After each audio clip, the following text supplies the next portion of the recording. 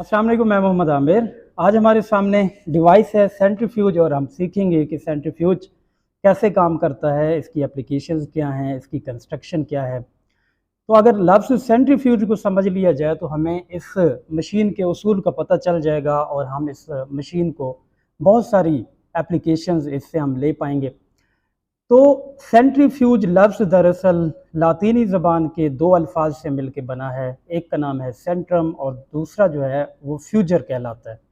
Centrum means centre और फ्यूजर का मतलब है फ्लीइंग, मींस सेंटर से फ्लाई होके दूर जाना। तो ये एक ऐसी मशीन हुई जो कि पार्टिकल्स के ऊपर फोर्स लगाती है और उन्हें सेंटर से दूर ले जाने की कोशिश करती है।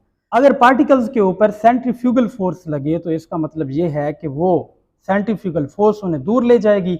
तो ये सेंटर से जो जिस सेंटर के अराउंड वो रोटेट कर रहे होंगे उस सेंटर से वो दूर जाने की कोशिश करेंगे। और अगर फार्मूला भी देखें आप सेंट्रीफ्यूगल फोर्स का तो वो होता है -mv²/r। जितना ज़्यादा रोटर का रेडियस होगा उतनी कम सेंट्रीफ्यूगल फोर्स लगेगी और जितना पार्टिकल्स का मैस ज़्यादा होगा उस हिसाब से सेंट्रीफ्यूगल फोर्स उन पर ज़्यादा लगेगी। तो ये है इस सेंट्रीफ्यूज मशीन का उसूल। इस उसूल के ऊपर ये सिंपली काम करती है। अब हम देखते हैं कि इसकी कंस्ट्रक्शन किस तरह से की जाती है। अगर हम यहाँ पे देखें तो ये इसका एक अपर व्यू है। अपर व्यू में कुछ भी नहीं है, एक सिंपल डोम की तरह का इसका व्यू है और यहाँ पे एक लिड है। इसके अंदर अगर देखें तो यहाँ पे ये एक रोटर है जो कि काम कर रहा होता है, रोटेट करता है और इसमें कुछ सेंट्रीफ्यूज की ट्यूब्स होती हैं जिसमें सैंपल रखा जाता है और इस सैंपल के जो पार्टिकल्स ज़्यादा मैसिव होंगे वो नीचे की तरफ चले जाएंगे, रेडियस से दूर जाने की कोशिश करेंगे, जो हल्के होंगे वो ऊपर रहेंगे। तो बहरहाल यहाँ पे इस लिड को हम क्लोज करते हैं। तो जैसा कि यहाँ पे आप देख रहे हैं कि मैक्सिमम जो स्पीड है वो 4000 रेवोल्यूशन पर मिनट है। इसका मतलब ये है कि ये 4000 जो रोटेशंस हैं वो 1 मिनट में मैक्सिमम कंप्लीट कर सकती है मशीन। और दूसरा है maximum RCF. RCF means relative centrifugal force, कि जब ये रोटेशन पैदा होंगी तो उसके नतीजे में जो आर्टिफिशियल ग्रेविटी यहाँ पे प्रोड्यूस होगी वो तकरीबन 1800 गुना होगी आम जो ग्रेविटी होती है ज़मीन की। और इसी तरह से मैक्सिमम जो कैपेसिटी है वो है 20 मिलीलीटर मल्टीप्लाइड बाई 6। ये क्यों है? क्योंकि अगर यहाँ पे देखें तो क्योंकि 6 सेंट्रीफ्यूगल ट्यूब्स होती हैं तो हर एक ट्यूब 20 मिलीलीटर की है। इस हिसाब से ये 6 जो हैं वो 20 मिलीलीटर की इसकी कैपेसिटी हो गई, इसका वॉल्यूम हो गया। तो ये है कुछ कंस्ट्रक्शन इस सेंट्रीफ्यूज मशीन की जो कि आमतौर पे लैब में इस्तेमाल हो रही होती है। लेकिन इसके अलावा भी जो सेंट्रीफ्यूज मशीन्स हैं बहुत बड़ी भी होती हैं, बहुत छोटी भी होती हैं। तो लैब्स के लेवल पे क्योंकि ये इस्तेमाल हो रही होती है, बाकी की भी तस्वीर आप देख सकते हैं, मैं स्क्रीन के ऊपर लगा रहा हूँ तो आप देखिए। तो इस मशीन की एप्लीकेशंस बहुत सारी हैं। असूल जो है वो इसका एक ही है कि ये पार्टिकल्स को अपने सेंटर के अराउंड जो है वो रोटेट करवाती है और पार्टिकल्स के ऊपर सेंट्रीफ्यूगल फोर्स प्रोड्यूस करती है। बहरहाल साइंस के अंदर मुख्तलिफ ब्रांचेज में इसके मुख्तलिफ इस्तेमाल हैं। अगर बायोलॉजी की बात की जाए तो उसमें डीएनए एक्सट्रैक्शन या ब्लड बैंकिंग के कामों में इसे इस्तेमाल किया जाता है। इसी तरह से केमिस्ट्री में देखा जाए तो सॉल्वेंट एक्सट्रैक्शन या फिर ग्रेडियंट डेंसिटी सेपरेशन के लिए इस मशीन को इस्तेमाल किया जाता है। इसी तरह से अगर फिजिक्स में देखा जाए तो फिजिक्स में स्पेशली इस मशीन को इस्तेमाल किया जाता है या इस मशीन के उसूल को इस्तेमाल किया जाता है। एक तो आर्टिफिशियल ग्रेविटी प्रोड्यूस कराने के लिए रोटेशन के ज़रिए से, और दूसरा इसे इस्तेमाल किया जाता है आमतौर पे आइसोटोप की सेपरेशन के लिए। जैसा कि एटॉमिक बम वगैरह बनाया जा रहा होता है तो उसमें भी सेंट्रीफ्यूज मशीन का इस्तेमाल होता है जिसमें एक ख़ास आइसोटोप यूरेनियम का निकाला जाता है और फिर यूरेनियम की एनरिचमेंट की जाती है।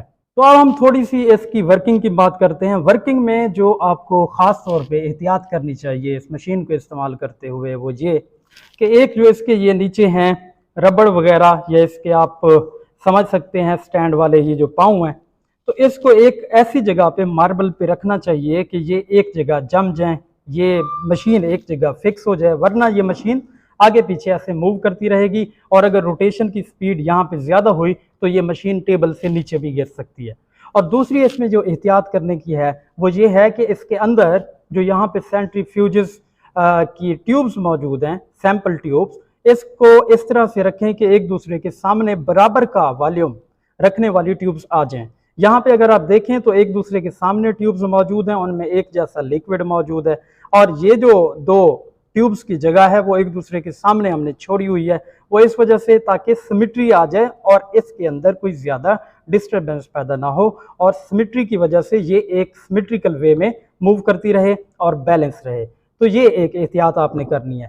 तो अब हम देखते हैं कि इसकी जो वर्किंग है वो वर्किंग किस तरह की होती है। मैं अगर इस मशीन को ऑन करूं तो ऑन करते हुए यहाँ पे सबसे पहले मैं थोड़ा सा इसे कम स्पीड पे रखता हूं, तो आप देखें यहाँ अपर व्यू में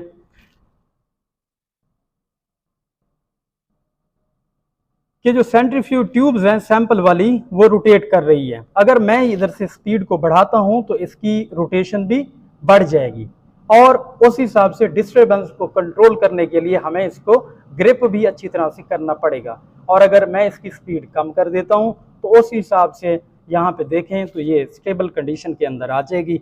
आमतौर पे 5 से 20 मिनट्स जो है हम ये वर्किंग कराते हैं, जिसकी वजह से जो सैंपल के पार्टिकल्स हैं वो ट्यूब्स के बॉटम में बैठ जाते हैं और हम अपना एक्सपेरिमेंट कंप्लीट कर लेते हैं। तो यहाँ पे हमारा जो सेंट्रीफ्यूज की वर्किंग है वो चलती रही कुछ देर के लिए और यहाँ पे अब हम इसको ऑफ करते हैं और देखते हैं कि हमारे पास जो सैंपल ट्यूब्स हैं उसमें रिजल्ट्स किस तरह के आए हैं। यहाँ पे अगर आप देखें तो रोटर जो है वो रेस्ट कंडीशन में तकरीबन आ गया है और इसमें जो 3 और 4th पोजीशंस के ऊपर 2 ट्यूब हैं। अगर आप इसे देखें तो ये एक ट्यूब है, इसमें नीचे की तरफ पार्टिकल्स जो हैं वो बैठ चुके हैं और इसका रिज़ल्ट, इसका मतलब हमारे पास आ गया। इसी तरह से ये एक ट्यूब है जिसके अंदर दूध मौजूद था, मिल्क, और उसके भी पार्टिकल्स काफ़ी नीचे बैठ चुके हैं। इस तरह से सेपरेशन हो जाती है पार्टिकल्स की या सॉल्यूशन के अंदर सॉल्वेंट एक्सट्रैक्शन हो जाती है। तो ये था आज का हमारा एक सीखने का लेक्चर और इसमें हमने सीखा कि सेंट्रीफ्यूज को कैसे इस्तेमाल किया जाता है, सेंट्रीफ्यूज की कंस्ट्रक्शन, उसकी वर्किंग। तो उम्मीद है आपको समझ आई होगी और काफ़ी आपके पास नॉलेज आया होगा। Thank you.